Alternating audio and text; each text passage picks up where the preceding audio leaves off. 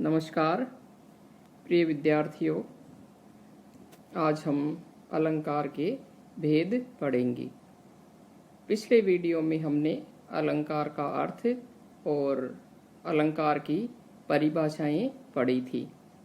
आज हम अलंकार के भेद और अलंकार के प्रकार पढ़ेंगे।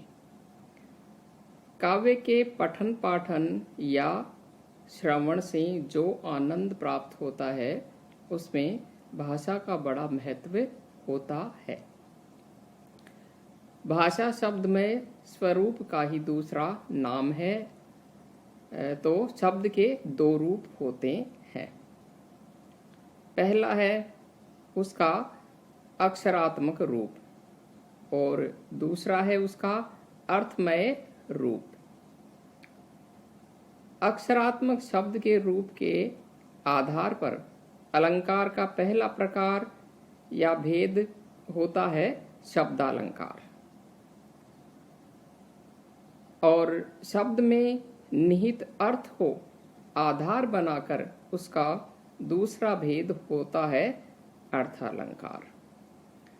और शब्द और अर्थ के मिले जुले आधार को लेकर कुछ आचार्य अलंकारों के तीसरे भेद उभयालंकार को भी मानते हैं।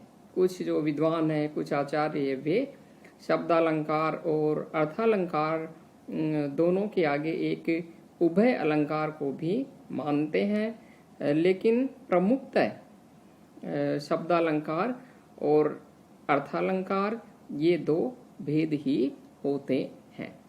अर्थात जहाँ शब्द के आधार पर काव्य में चमत्कार की उत्पत्ति होती है वहाँ शब्दालंकार होता है, और जहाँ काव्य में अर्थ के आधार पर चमत्कार की उत्पत्ति होती है वहाँ अर्थालंकार होता है। ये मुख्य रूप से अलंकार के दो भेद हैं, शब्दालंकार और अर्थालंकार। अब हम पहले देखते हैं शब्दालंकार। जब शब्दों के प्रयोग में कवि ऐसे कौशल का प्रयोग करे जिससे चारुता या चमत्कार आए तब शब्दालंकार माना जाता है। यानी कि जब कविता में चारुता या चमत्कार उत्पन्न हो और वह शब्द के आधार पर उत्पन्न हो, जहाँ काव्य में चारुता आए, सुंदरता आए या चमत्कार की उत्पत्ति हो शब्दों के आधार पर, तब शब्दालंकार होता है। तो हम इसका उदाहरण देखते हैं। शब्दालंकार का एक उदाहरण देखिए। उदाहरण है, भगवान भक्तों की भयंकर भूरी भीति भगाइए। यह शब्दालंकार का उदाहरण है। तो यहाँ देखिए, भय वर्ण या अक्षर का प्रयोग कई बार होने से एक चमत्कार की उत्पत्ति हुई है, एक चमत्कार की सृष्टि हुई है। यहाँ चमत्कार शब्दगत होने से शब्दालंकार का उदाहरण है। अर्थात यहाँ शब्द के आधार पर काव्य में चमत्कार की उत्पत्ति हो रही है, तो यह हुआ शब्दालंकार। यहाँ भय वर्ण की आवृत्ति बार बार हुई है। भगवान, फिर भक्त, फिर भयंकर, फिर भूरी, फिर भीति, फिर भगाइए। पूरी पंक्ति में कई बार भय वर्ण की आवृत्ति हुई है, इस कारण यहाँ शब्दालंकार कहलाएगा। दूसरा उदाहरण है, कनक कनकते सो गुनी मादकता अधिकाय। यहाँ कनक शब्द दो बार आया है और दोनों बार अलग अलग अर्थ में प्रयुक्त हुआ है, तो यहाँ पर भी शब्दालंकार होगा।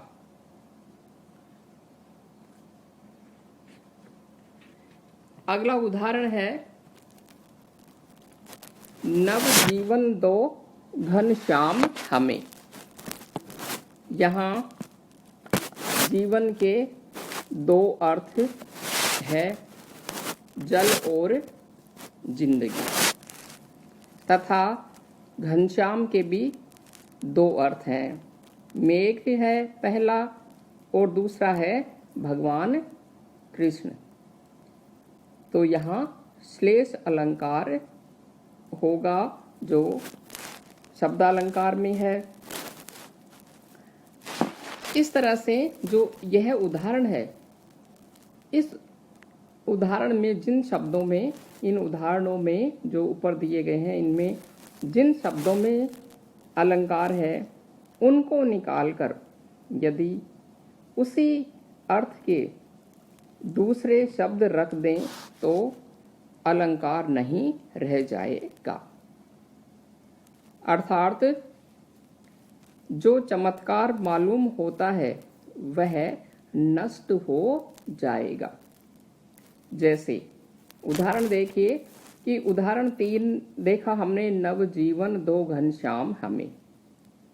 इस उदाहरण में हम जीवन की जगह जिंदगी रख दें तो श्लेष अलंकार मिट जाएगा, क्योंकि जिंदगी के दो अर्थ नहीं होते तो जीवन के होते हैं। इसी प्रकार पहले उदाहरण को यदि हम यूं कर दें कि जगदीश भक्तों का सुदारुण डर अपार मिटाइए, तो अर्थ वहीं रहने पर भी भय का अनुप्रास नहीं रहेगा, क्योंकि भय कई बार नहीं आया। ये तो था शब्दालंकार। अब हम अर्थालंकार देखते हैं। अर्थालंकार जब चमत्कार या चारुता शब्दों के अर्थ में होता है और एक शब्द के स्थान पर उसका दूसरा पर्यायवाची शब्द रखने पर उसका चमत्कार या सौंदर्य नष्ट नहीं होता, तब अर्थालंकार होता है। अब हम इसका उदाहरण देखते हैं। उदाहरण है, मुख मयंक सम मंजू मनोहर। यहाँ मुख को चंद्रमा के समान सुंदर कहा गया है, अतः उपमा अलंकार हुआ।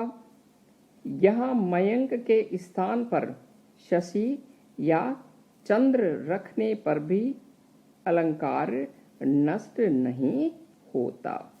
तो यह था अर्थालंकार का पहला उदाहरण। अब हम देखते हैं अर्थालंकार का दूसरा उदाहरण।